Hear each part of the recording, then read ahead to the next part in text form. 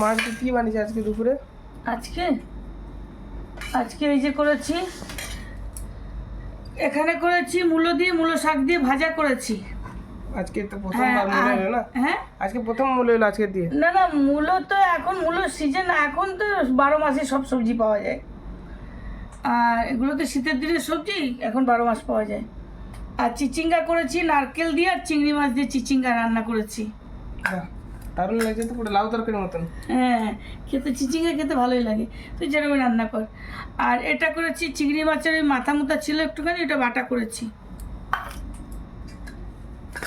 আর এখানে মাছ, আর এখানে করেছি কাতলা মাছের ঝোল করেছি আলু দিয়ে, পাতলা পাতলা ঝোল, শুধু একটুখানি আদা কাঁচা লঙ্কা বাটা জিরে দিয়ে। দারুণ খাবার একদম দুপুরে। আর কিছু? আর তাজা মাছ তো, তাজা মাছ এরকমই ভালো লাগে খেতে।